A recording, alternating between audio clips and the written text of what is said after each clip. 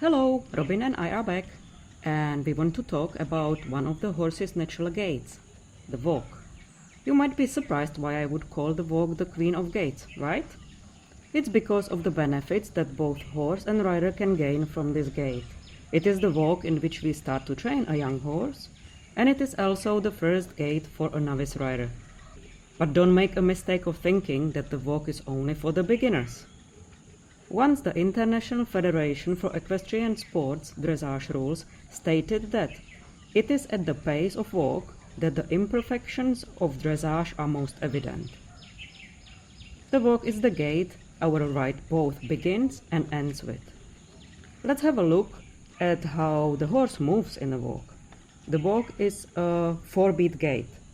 The legs follow a sequence: left hind leg, left front leg, right hind leg, right front leg. There are always 3 or 2 horses' feet on the ground.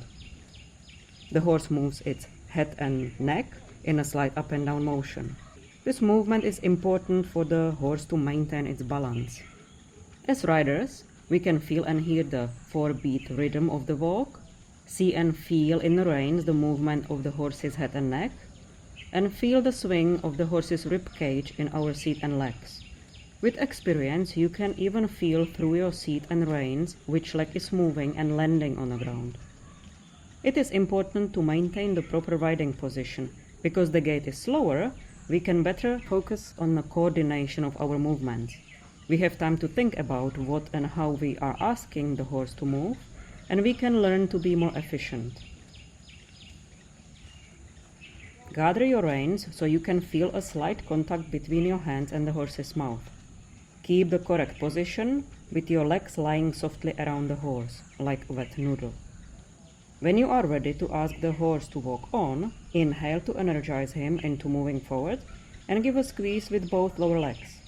Legs above the knee should remain motionless and relaxed.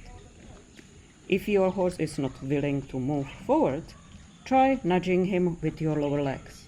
You can use your voice saying walk, or click with your tongue, or make a kissing sound at the same time that you give a leg aid. As the horse moves forward, soften the reins to allow an opening for the horse to move forward. Sit relaxed, stop giving the leg aid and follow the rocking motion of the horse with your body. If your horse starts to slow down, immediately give the leg aid with both lower legs before the horse stops. If your horse is moving well forward, you can sit relaxed, keeping your legs quiet, like wet spaghetti, hanging around the horse. Historically, different riding schools have had different traditions which slightly differ in leg aid.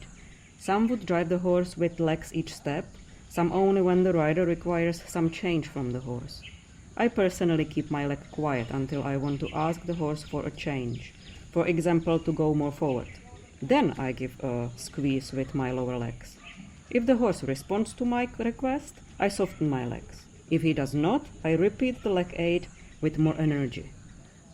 And when I want to influence only one of the horse's legs, I use my lower legs individually.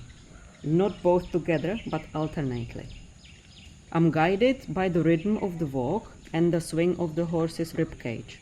You can imagine that you sit on a big bell, and as the bell swings to the left and reaches the top of the swing, you nudge with your left leg. As it reaches the top of the swing on the right side, you nudge with your right leg. Think about swinging an imaginary bell from side to side with your lower legs. But pay attention to your upper body, because you want to stay straight through the spine, without leaning to the sides with each leg aid.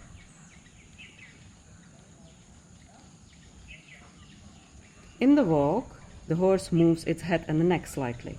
The rider has to allow this movement with his hands and keep a steady contact with the horse's mouth.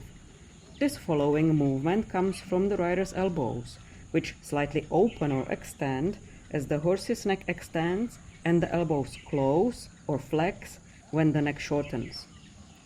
With our body, we follow the rhythmical movement of the horse. Some of you might point out that I have not mentioned a seat aid as a driving aid. That's right. We use a cue with our seat by pushing forward slightly.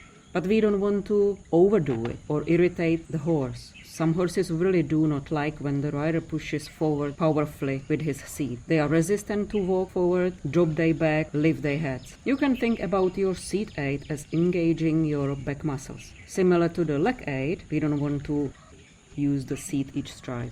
The rider's end goal is to communicate with the horse with the lightest aids possible and visible to those watching.